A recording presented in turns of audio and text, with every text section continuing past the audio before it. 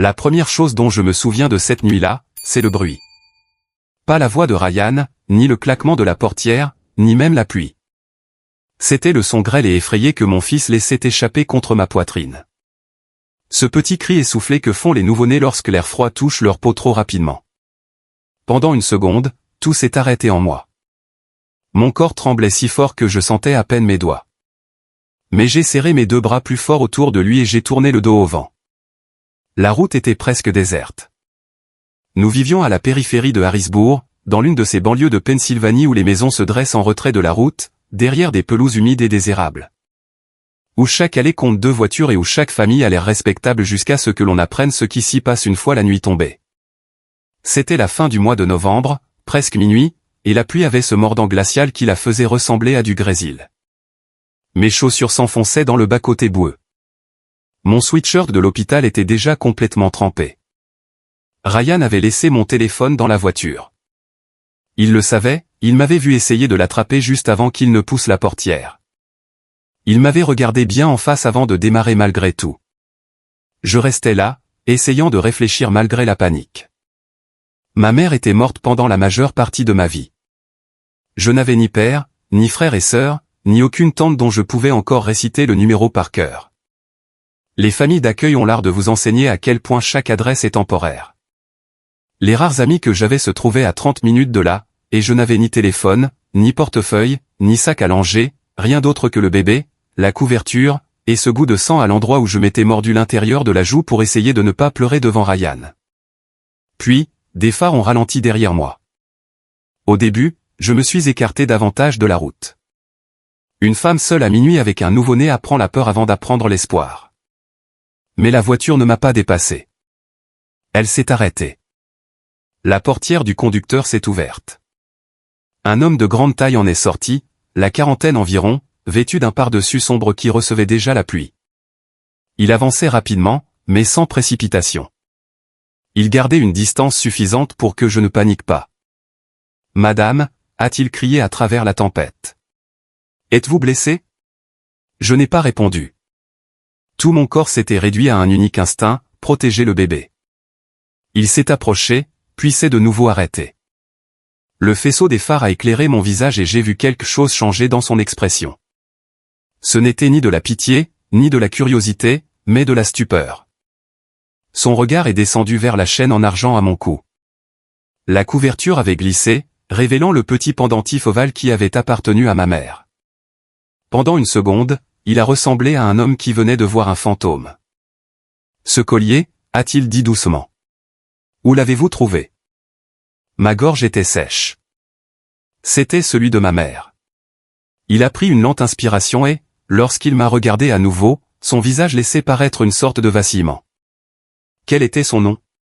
Je n'aurais pas dû répondre. Tous mes instincts pratiques me le dictaient. Mais il y a des moments où l'épuisement fait tomber toutes les barrières que l'on a construites pour survivre. Lena Carter. Il a fermé les yeux. La pluie coulait sur le côté de son visage. Quand il a repris la parole, sa voix avait changé. Mon Dieu. Il a fait un pas de plus, puis s'est arrêté de lui-même. Je te cherche depuis 20 ans. Pendant une seconde, j'ai cru que j'allais m'évanouir. J'ai resserré ma prise sur mon fils et j'ai reculé. Je ne vous connais pas, non, a-t-il dit immédiatement. Non, bien sûr que non. Il a légèrement levé les 2 mains, paumes ouvertes. Je m'appelle Daniel Mercer. J'étais un ami de votre mère. Je ne vous demande pas de me faire confiance maintenant, mais votre bébé est en train de geler et vous devez le mettre au chaud. Mon fils a de nouveau gémi, et ce son a balayé toute autre pensée. Il avait raison. Je détestais le fait qu'il ait raison. Daniel a agi avec un calme mesuré. Il a ouvert la portière arrière de la BMW et s'est écarté pour me laisser voir la banquette arrière. Il n'y avait personne d'autre à l'intérieur. Une couverture en laine propre y était pliée. Il n'a pas cherché à m'attraper. Il n'a pas touché le bébé. Il est simplement resté debout sous la pluie et a attendu. Je suis monté. La chaleur m'a frappé le visage si soudainement que cela m'a presque fait mal. Mes mains tremblaient trop pour que je puisse border correctement mon fils. Daniel s'est installé sur le siège conducteur, a poussé le chauffage et a démarré. Les urgences les plus proches sont à 12 minutes, a-t-il dit. J'ai hoché la tête mais je n'ai rien dit. Pendant les premières minutes, seuls les essuie-glaces ont rompu le silence. Mon fils a commencé à s'apaiser contre moi, sa respiration devenant moins saccadée. J'observais chacun des mouvements de Daniel. Sa façon de vérifier les rétroviseurs. Sa façon de garder les deux mains sur le volant. Sa façon de ne pas essayer de meubler le silence avec des banalités réconfortantes. Finalement, j'ai demandé, « Comment connaissez-vous ma mère ?» Il a fixé la route devant lui pendant une longue seconde. « Je l'ai connue il y a 20 ans, a-t-il dit, et je lui dois plus que je ne pourrai jamais lui rendre. » Ce n'était pas une véritable réponse, mais il y avait quelque chose dans sa façon de le dire qui m'a empêché d'insister. L'hôpital était vivement éclairé et presque douloureusement chaud. Une infirmière a jeté un seul coup d'œil à mes vêtements trempés et nous a pressés d'entrer. Ils ont d'abord examiné le bébé, sa température était un peu basse, mais stable. Ils m'ont examiné ensuite. Légère hypothermie, tension artérielle élevée, pas de blessure grave. Je me suis assise sur une chaise en plastique, mon fils endormi contre ma poitrine, tandis que l'adrénaline retombait et que je pouvais à peine garder les yeux ouverts. Daniel est resté à l'extérieur de la salle d'examen. Il ne s'est pas montré envahissant. Cela comptait beaucoup. 1 heure plus tard, un interne en pédiatrie a fini par sourire et m'a dit que le bébé allait bien. Le soulagement a été si soudain et si profond que les larmes ont coulé avant que je ne puisse les retenir. J'ai détourné le visage.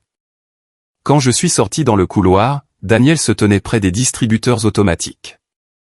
Il tenait un gobelet en carton de café dans une main et semblait avoir vieilli de 10 ans depuis notre rencontre sur le bord de la route. « Émilie » a-t-il dit. Je me suis figé. Je ne lui avais pas dit mon nom. Il l'a vu sur mon visage. « Votre bracelet » a-t-il dit doucement, en désignant le bracelet d'admission de l'hôpital à mon poignet. J'ai baissé les yeux, me sentant un peu bête. Il a posé son café. « Il y a quelque chose que vous devez savoir » a-t-il ajouté. Mon estomac s'est noué. Il y a 20 ans, votre mère m'a appelé pour me demander de l'aide. Elle m'a dit qu'elle partait. Elle m'a dit qu'elle vous emmenait avec elle. Il a déglouti. Je lui ai dit que j'allais venir. Le couloir a semblé soudainement très silencieux. Et, ai-je demandé. Sa mâchoire s'est contractée. J'étais en retard. Les mots sont restés suspendus entre nous. Il a regardé au-delà de moi, vers l'enfant endormi dans mes bras. La nuit où je vous ai trouvé sur cette route, a-t-il dit d'une voix basse et rauque, j'ai revu la même pluie, la même peur. Et pendant une seconde, j'ai eu l'impression que Dieu m'avait ramené à cette nuit-là et m'avait dit que j'avais une chance de ne pas échouer à nouveau. Je ne pouvais pas parler. Mon fils a bougé dans son sommeil. Puis Daniel m'a regardé à nouveau, et il y avait quelque chose de plus lourd dans ses yeux à présent, quelque chose qui ressemblait presque à de l'effroi. Et Émilie, a-t-il dit, votre mari ne vous a pas seulement abandonné ce soir. Il a marqué une pause. Il m'a rappelé l'homme auquel votre mère essayait d'échapper. Ces paroles ont résonné longtemps après qu'il les eut prononcées, et pendant quelques secondes, je suis resté là, mon fils endormi contre ma poitrine, à écouter le faible vrombissement mécanique de l'hôpital à 2 heures du matin. Quelque part au bout du couloir, une infirmière a ri doucement. Un chariot est passé. La lumière fluorescente rendait tout plat et blafard. Des sons ordinaires, une lumière ordinaire. Mais en moi, quelque chose avait basculé. Mon premier réflexe a été la colère. Non pas parce que je le croyais, mais parce que je ne le voulais pas. Toute ma vie, j'avais survécu en apprenant à quoi je ne devais pas toucher. Les familles d'accueil vous enseignent cela.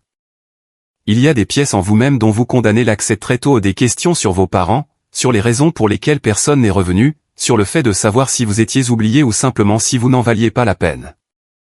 On apprend à vivre autour de ces pièces. On apprend à continuer d'avancer. À présent, un inconnu venait d'en ouvrir une. Qu'est-ce que cela signifie, ai-je demandé. Le visage de Daniel s'est crispé. Pas ici. Cette réponse m'a glacé plus encore que la pluie. Vous n'avez pas le droit de dire des choses pareilles pour ensuite vous défiler.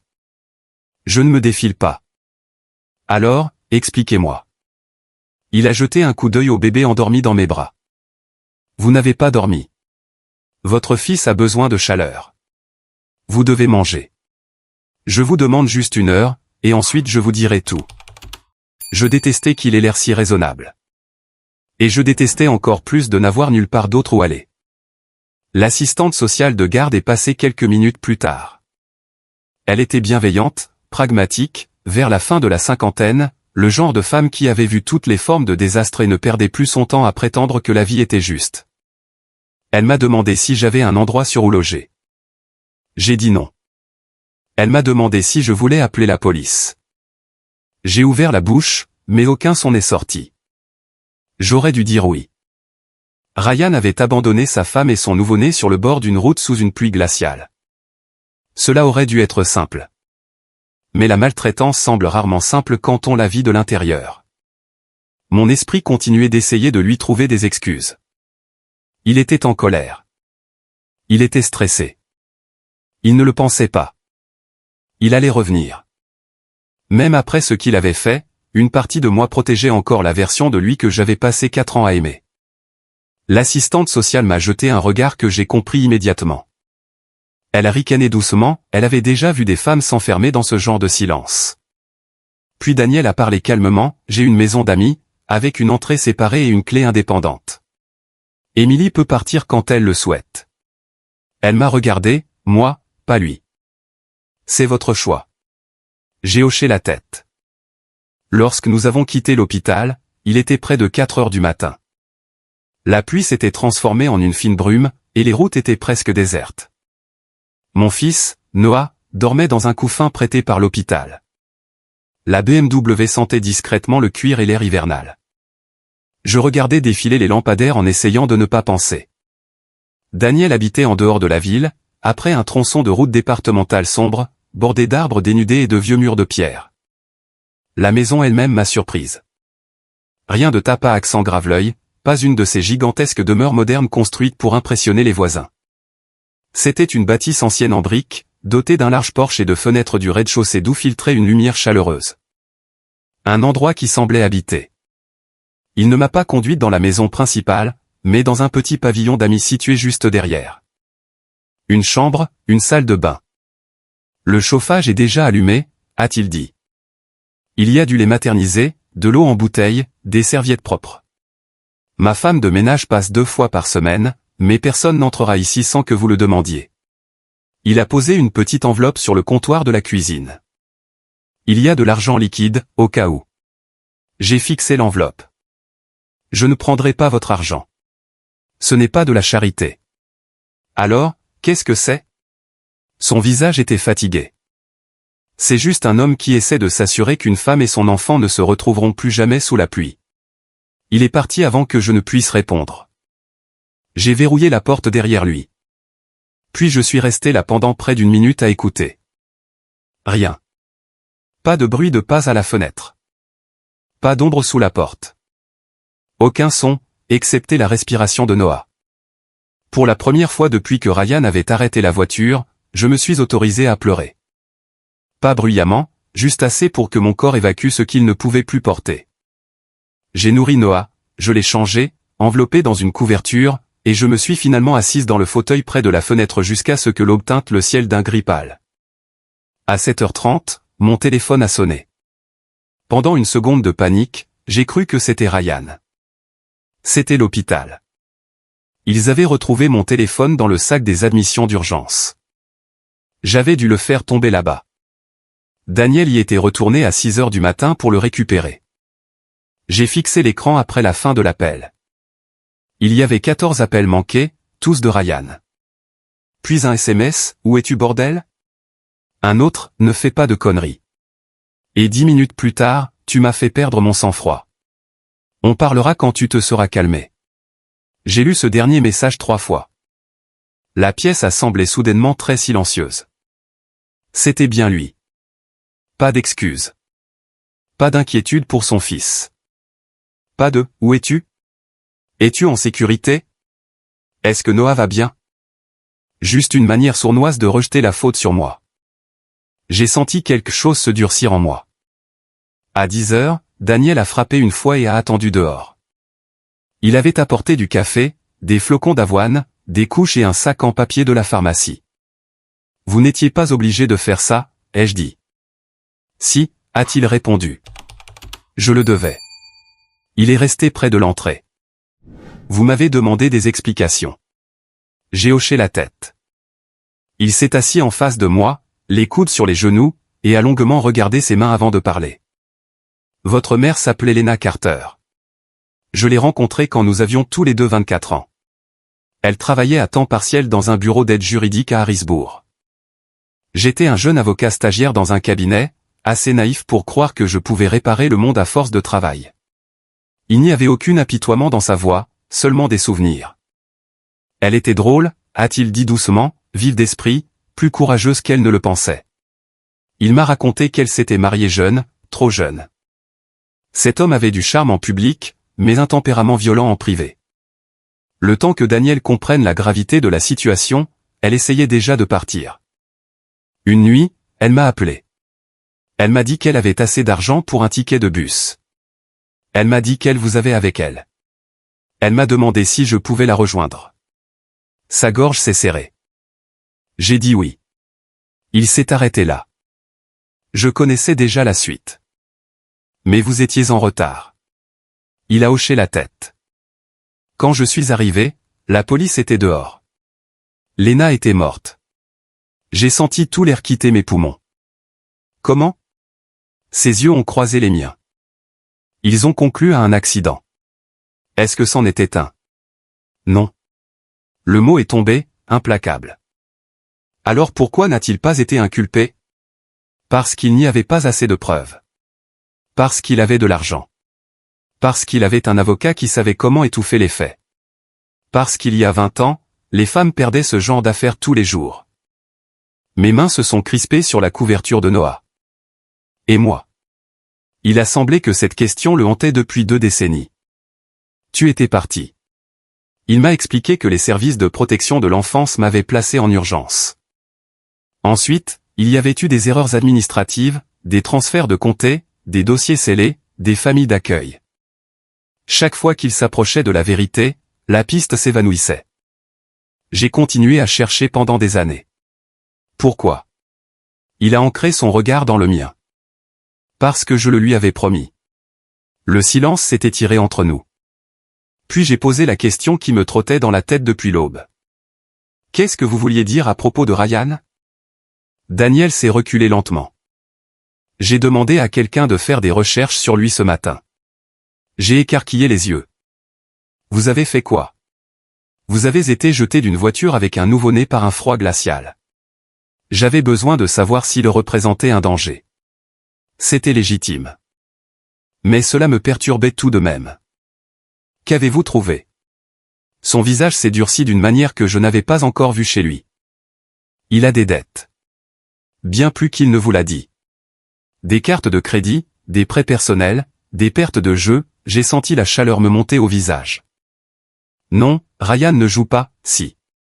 J'ai secoué la tête machinalement, puis je me suis arrêté net parce que soudain, je me suis souvenu. Ces nuits tardives, ces écrans dissimulés, ces accès d'irritation soudains quand j'entrais dans la pièce. Les mots suivants de Daniel ont été prononcés avec précaution. Et Émilie? Il a posé des questions. Quel genre de questions? Sur votre mère. Tout mon corps est devenu de glace. Comment pouvait-il seulement savoir? Il a demandé à consulter des registres publics il y a 6 mois. Ma voix est sortie dans un souffle à peine audible. Pourquoi? Daniel n'a pas répondu tout de suite. Quand il s'est enfin exprimé, c'était très bas. Parce qu'il pensait peut-être qu'il y avait de l'argent lié à votre famille. Je l'ai fixé du regard. Noah a bougé dans son sommeil, et pour la première fois depuis cette nuit sur la route, une pensée encore plus effroyable m'a traversé l'esprit. Peut-être que Ryan n'avait pas seulement cessé de m'aimer. Peut-être qu'il attendait quelque chose depuis le début. Il y a un silence particulier qui suit la trahison, et il n'est ni bruyant ni spectaculaire. Il ne traverse pas les murs avec fracas. Il s'installe. Il reste assis dans la pièce avec vous pendant que vous faites chauffer un biberon, pendant que vous pliez une couverture. Pendant que vous fixez le dos de votre propre main et que vous essayez de comprendre comment la vie que vous pensiez mener est devenue toute autre chose sans que vous vous en aperceviez.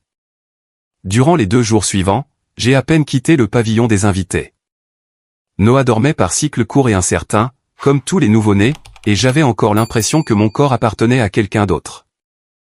Je me remettais de l'accouchement, dormant par bribes, me réveillant toutes les heures pour vérifier s'il respirait. Au milieu de cette fatigue ordinaire, mon mariage s'était brisé si soudainement que même les gestes les plus simples me paraissaient irréels. Ryan continuait d'appeler, tantôt en colère, tantôt suppliant, tantôt effrayé.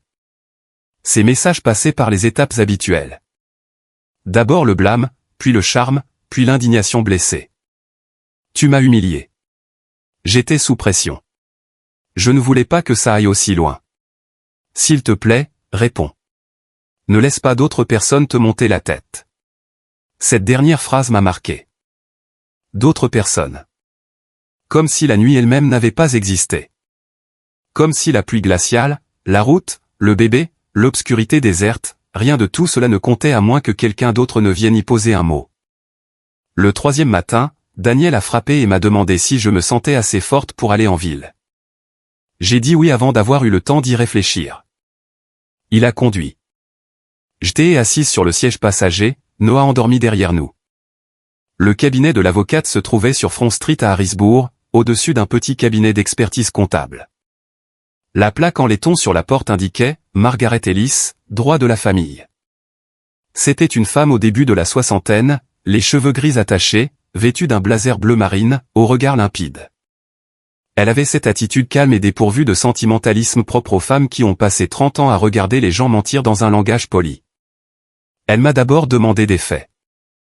Pas d'interprétation, pas d'émotion, juste des faits. Est-ce que Ryan m'avait poussé? Savait-il que le bébé était avec moi?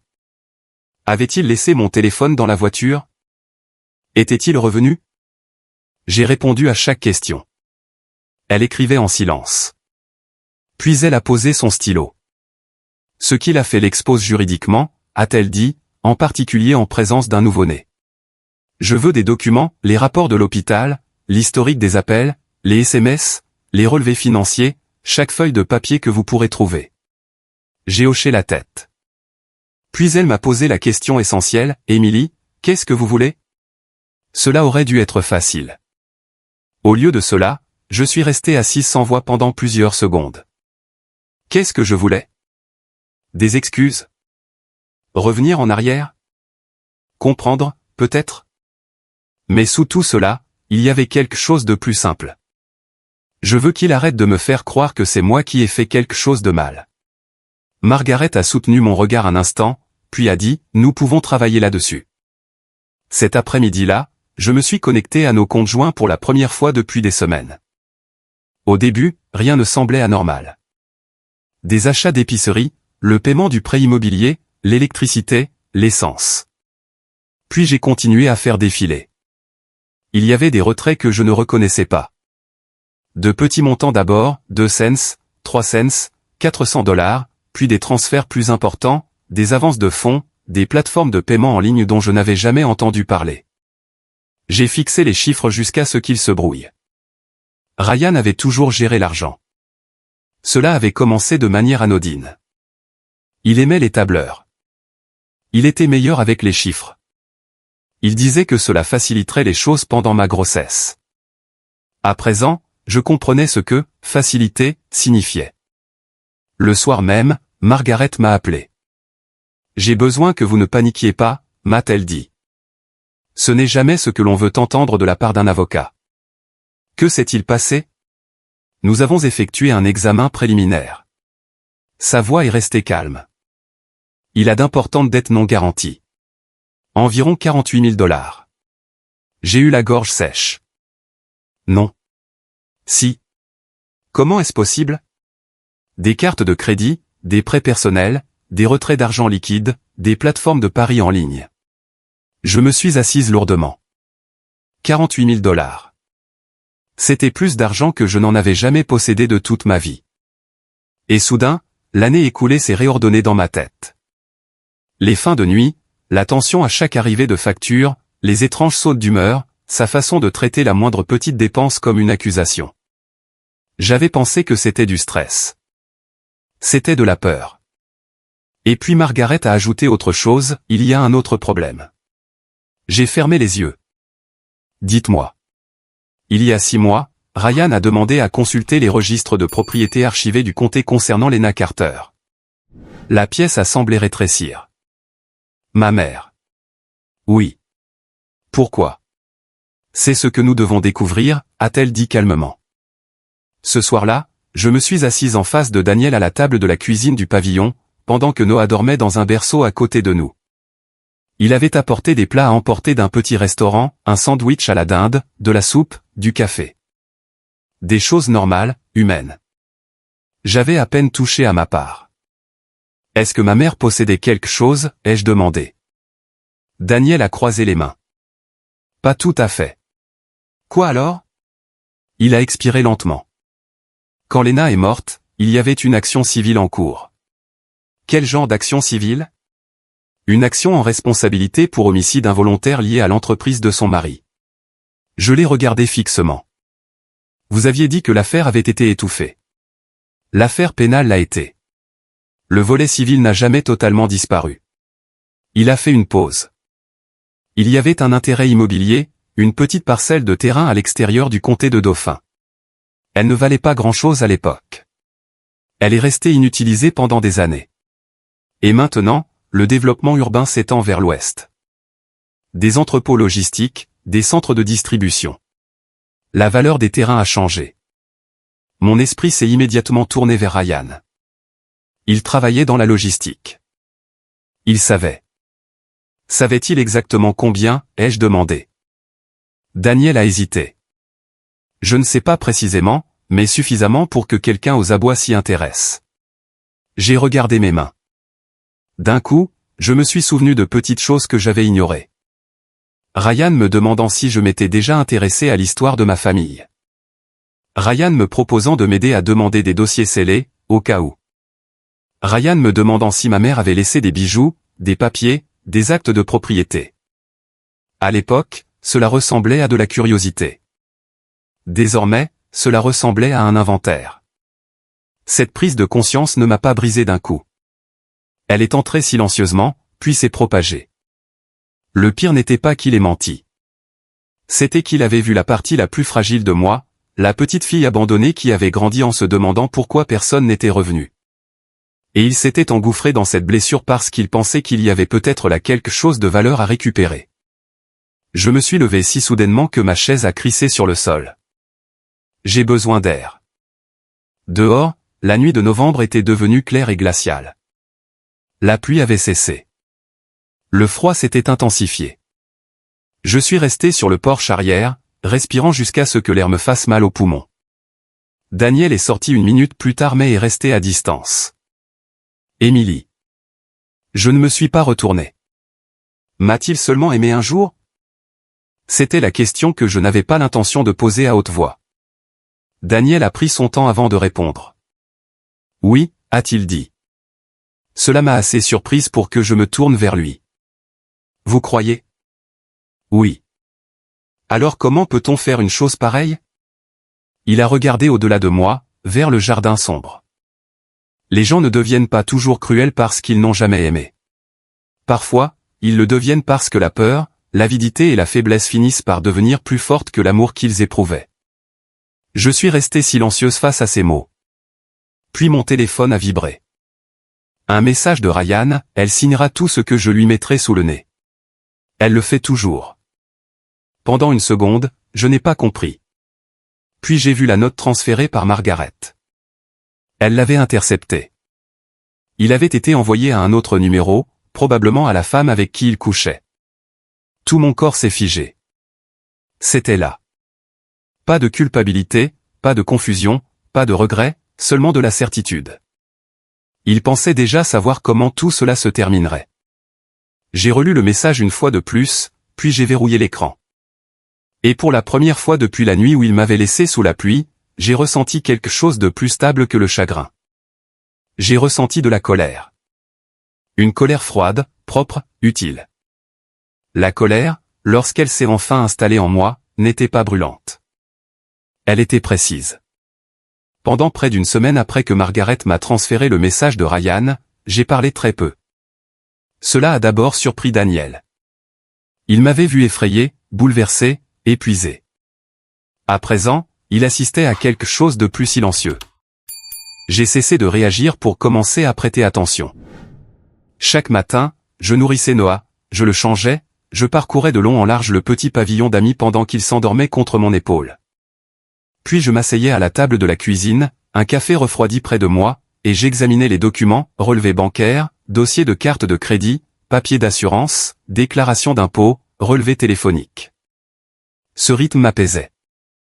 Une page après l'autre, un fait après l'autre. Les chiffres n'avaient pas de charme. Ils ne s'excusaient pas. Ils ne réécrivaient pas les souvenirs.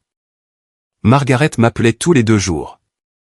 Ne l'affrontez pas encore, me conseillait-elle. Laissez-le continuer à parler. Les gens qui pensent avoir encore le contrôle finissent souvent par vous donner le reste sur un plateau. Elle avait raison.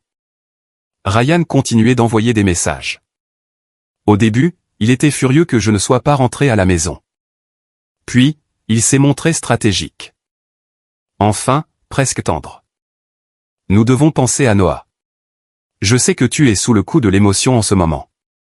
On n'est pas obligé de rendre ça moche. Ce mot est resté gravé en moi. Moche. Comme si le fait d'avoir été jeté sur une route avec un nouveau-né n'avait pas déjà défini le sens de ce mot. Dès la 2e semaine, Margaret avait dressé un premier bilan clair. Les pertes de jeu de Ryan étaient réelles. Sa liaison l'était tout autant. Une femme nommée Melissa Grant, 32 ans, travaillait avec lui dans l'entreprise de logistique à Carlisle. Leur message n'avait rien de romantique au sens noble. Ils étaient pragmatiques, transactionnels, impatients, des projets, des plaintes, de l'argent. Il avait emprunté sur ses futurs salaires. Il avait utilisé l'une de nos cartes de crédit pour obtenir des avances de fonds. Et 3 mois avant la naissance de Noah, il avait discrètement téléchargé les formulaires pour une séparation légale. J'ai lu cette ligne à 2 reprises. 3 mois avant la naissance de notre fils. Pendant que j'achetais des couches, que je choisissais la peinture de la chambre du bébé, que je restais éveillé la nuit à me demander si je serais une bonne mère. Ce soir-là, Daniel m'a trouvé assise à la table de la cuisine bien après la tombée de la nuit. Il n'a pas demandé ce qui n'allait pas. Il s'est simplement assis en face de moi. Il avait tout planifié, ai-je dit. Son visage est resté impassible. Oui. Je n'arrête pas de revenir en arrière pour essayer de comprendre ce que j'ai manqué. Rien. J'aurais dû voir. Non. Sa voix était douce, mais assez ferme pour m'arrêter. La confiance n'est pas de la bêtise, Émilie. C'est ce que les gens bien offrent avant d'avoir une raison de ne plus le faire. Cette phrase est restée gravée en moi. La rencontre avec Ryan a eu lieu 3 jours plus tard. Margaret la souhaitait, non pas parce qu'elle croyait à une réconciliation, mais parce qu'elle voulait entendre comment il présenterait l'histoire alors qu'il me croyait encore vulnérable. Il a choisi un café juste à la sortie de Mechanicsburg. Un terrain neutre, suffisamment public pour paraître civilisé. Je suis arrivé 10 minutes à l'avance, Noah endormi dans son couffin. Margaret était assise 2 tables plus loin et lisait un journal. Ryan ignorait sa présence. Il est entré, vêtu du manteau en laine grise que je lui avais offert de Noël plus tôt. Pendant une seconde, j'ai revu l'homme que j'avais aimé. Puis j'ai perçu de l'hésitation dans ses yeux lorsqu'il a remarqué que j'étais plus calme qu'il ne s'y attendait. Il s'est assis. « Tu as l'air fatigué. » C'était sa phrase d'accroche. Pas de « est-ce que tu vas bien ?» Pas de « comment va Noah ?» Tu as abandonné ta femme et ton nouveau-né sous une pluie glaciale, ai-je dit calmement.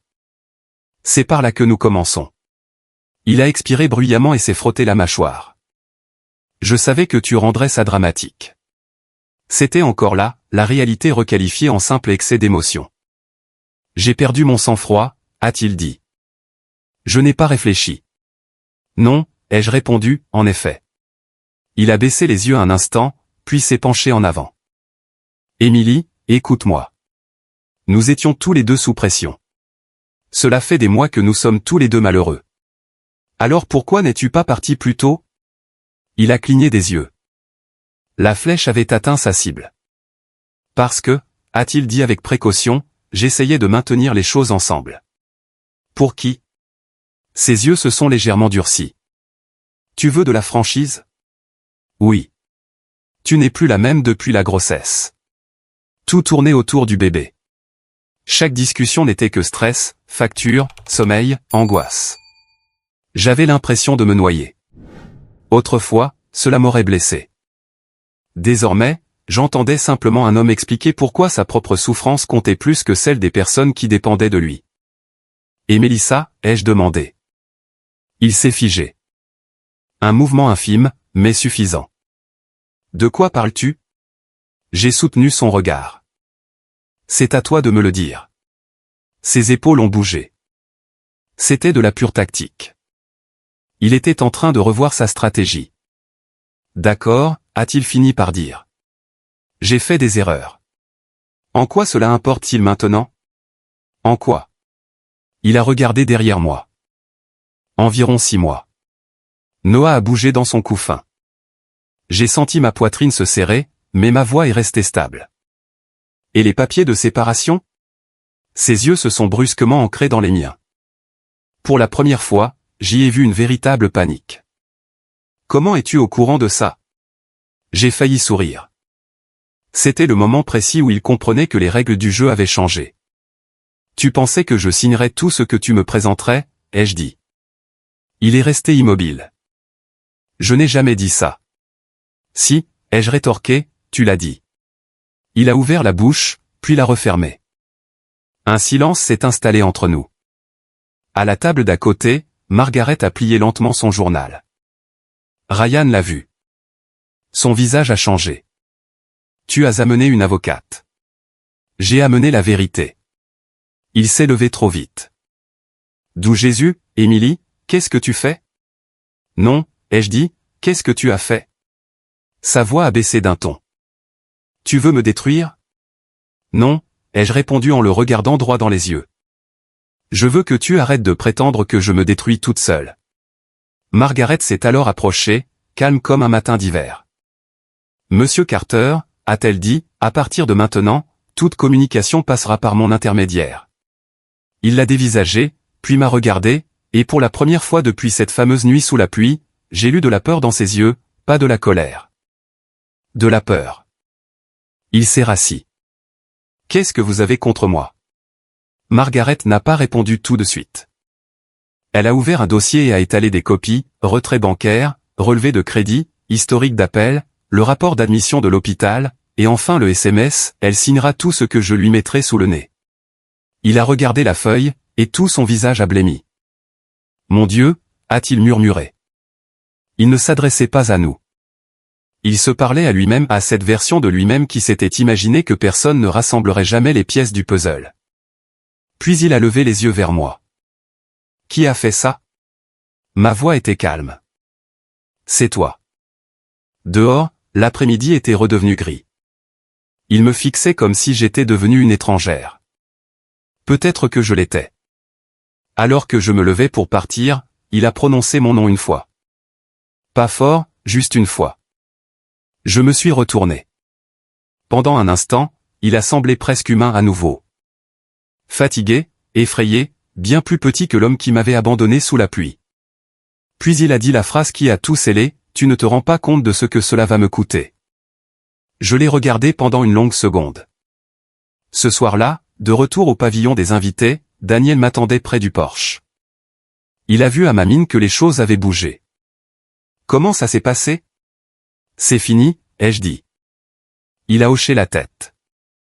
Je pensais que la soirée s'arrêterait là. Puis il a plongé la main dans la poche de son manteau et m'a tendu une petite enveloppe scellée, jaunie par le temps. Mon nom n'y figurait pas. C'était l'écriture de ma mère. Je l'ai trouvée il y a 20 ans, a dit doucement Daniel. Et je n'ai jamais eu le courage de l'ouvrir. Mes doigts sont devenus glacés. Qu'est-ce que c'est ? Ses yeux ont croisé les miens. La dernière chose que votre mère a laissée derrière elle. L'enveloppe semblait plus légère qu'elle n'aurait dû l'être. Pendant près d'une minute entière, je n'ai pas pu l'ouvrir. Mes doigts restaient posés sur le papier, traçant les contours adoucis par l'usure du temps. 20 ans. 20 ans de foyer d'accueil, de chambre d'emprunt, de formulaires scolaires avec des lignes laissées blanches là où l'histoire familiale aurait dû s'écrire, d'anniversaires qui allaient et venaient sans personne pour connaître le jour de ma naissance, hormis moi-même. 20 ans à croire que quelque part, dans le récit de ma vie, une porte s'était fermée parce que je n'en valais pas la peine. Désormais, cette porte était entre mes mains. Daniel se tenait près de la rambarde du porche, me laissant de l'espace. Il ne parlait pas. Moi non plus. Finalement, j'ai brisé le seau. À l'intérieur se trouvait une unique feuille de papier pliée. L'écriture était régulière au début, puis plus fine vers le bas. Émilie, si tu lis ceci un jour, cela signifie que je ne suis pas allé assez loin. J'ai arrêté de respirer. J'ai relu le message plus lentement. Je veux que tu saches une chose avant tout le reste. Je ne suis pas parti parce que j'ai cessé de t'aimer. Je suis parti parce que je t'aimais plus que je ne pouvais le supporter en restant. Ma vue s'est troublée. Je me suis assise sur les marches du porche parce que, soudain, mes jambes ne me portaient plus. La nuit était froide, mais je la sentais à peine. Elle écrivait qu'elle avait essayé pendant des mois de partir discrètement. Elle avait caché de l'argent liquide dans une boîte de café derrière la cuisinière. Elle avait préparé un petit sac. Elle avait appris par cœur les horaires de bus. Elle avait appelé Daniel parce qu'il était la seule personne dont elle était sûre qu'elle viendrait. Et puis, cette phrase qui a brisé quelque chose en moi, si tu grandis en pensant que je t'ai abandonné, ce sera la chose la plus cruelle qu'il aura jamais faite. Pendant un grand moment, je n'ai pas pu lire la suite. Toute ma vie, je m'étais construite autour de cette absence, autour de cette vieille question silencieuse que les enfants ne formulent jamais à haute voix parce que la dire la rend réelle. Pourquoi n'est-elle pas restée? Pourquoi n'est-elle pas revenue? Désormais, en 6 lignes, la nature de ce chagrin changeait. Elle avait essayé. Elle avait essayé. J'ai terminé la lettre les larmes aux yeux. À la fin, elle avait écrit « Sois gentille, mais ne te fais pas toute petite. Sois courageuse, mais pas téméraire. Et si quelqu'un t'apprend à vivre dans la peur, par avant que la peur ne devienne ton foyer. » Il n'y avait pas de signature, juste « Maman ». Je ne sais pas combien de temps je suis resté là. À un moment donné, Daniel est descendu et s'est assis une marche en dessous de moi. « Je suis désolé », a-t-il dit doucement. Je l'ai regardé. De quoi? D'être arrivé avec 20 ans de retard. Il ne l'a pas dit comme une supplique. C'était juste la vérité. J'ai repensé à la route, à la pluie, à Noah contre ma poitrine, au phare qui s'arrêtait. « Vous êtes venu ?» ai-je dit. Il a baissé les yeux.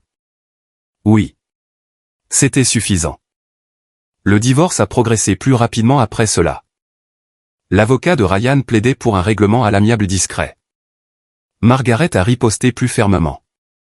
Les preuves d'abandon, la dissimulation financière, l'accumulation de dettes et le danger avéré pour un nouveau-né avaient fait pencher la balance. Au final, il a accepté des conditions qu'il n'aurait jamais imaginées un mois plus tôt. La garde principale m'a été attribuée. Il a pris à sa charge la totalité des dettes personnelles qu'il avait cachées. Les comptes joints ont été partagés sous contrôle judiciaire. Il a gardé la maison. Je la lui ai laissée. À ce moment-là, j'avais compris une vérité que j'ignorais auparavant, 4 murs ne font pas un foyer si la peur y habite. Je l'ai revu une dernière fois au tribunal de la famille. Il paraissait plus vieux. Pas brisé, pas détruit, juste plus vieux. Cela comptait pour moi. Je n'avais pas cherché sa ruine. Je voulais la vérité. Quand nous sommes sortis dans le couloir après l'audience, il m'a arrêté. « Émilie ?» Je me suis retourné. Pendant une seconde, aucun de nous n'a parlé. Puis il a demandé, « Est-ce que tu me détestes ?» J'y ai réfléchi sincèrement. « Non », ai-je répondu. Il a semblé surpris. « Pourquoi ?» Parce que la haine te maintient lié à la personne qui t'a fait du mal. Parce que la rage peut te sauver des flammes, mais que c'est une piètre fondation pour bâtir une maison. Parce que Noah méritait une mère capable d'avancer. Tu ne possèdes plus cette part de moi désormais, ai-je conclu. Il a baissé les yeux. Ce fut la dernière fois que je le vis. Le printemps est arrivé lentement cette année-là. La Pennsylvanie prend toujours son temps pour s'installer. Les arbres sont restés dénudés plus longtemps qu'on ne l'aurait cru. Puis un matin, des bourgeons verts sont apparus sur les branches, et toute la ville a semblé se souvenir de comment respirer. En avril, j'avais loué un petit duplex de 2 chambres à 10 minutes de Harrisburg. Rien d'extraordinaire, un porche étroit, une petite cuisine, une boîte aux lettres fêlées. C'était parfait. j'ai trouvé un travail à temps partiel dans un organisme d'aide juridique à but non lucratif. C'est curieux de voir comment la vie boucle la boucle. Principalement de l'accueil, de la paperasse, de la planification, de la gestion des appels à un petit travail, un travail honnête, mais un travail qui payait suffisamment pour repartir à zéro. Daniel m'aidait pour les aspects pratiques quand je le lui permettais. Un berceau, une machine à laver d'occasion, la recommandation d'un pédiatre, rien d'extravagant. Il n'a jamais tenté de me sauver. C'était l'une des raisons pour lesquelles je lui faisais confiance. Un après-midi, il est passé avec des cafés et s'est assis sur le porche pendant que Noah dormait à l'intérieur. « J'ai mis quelque chose en place », a-t-il dit. « Quel genre de chose ? » Un fonds d'études. J'ai ouvert la bouche pour protester. Il a levé la main. « Pas pour vous, pour lui, Daniel. »« Ce n'est pas un remboursement », a-t-il ajouté doucement. « C'est une promesse. » Je l'ai regardé un long moment. Puis j'ai hoché la tête. Cela semblait juste. Une promesse tournée vers l'avenir plutôt que vers le passé. Début mai, la pluie s'est remise à tomber. Pas violemment, juste une pluie de printemps régulière.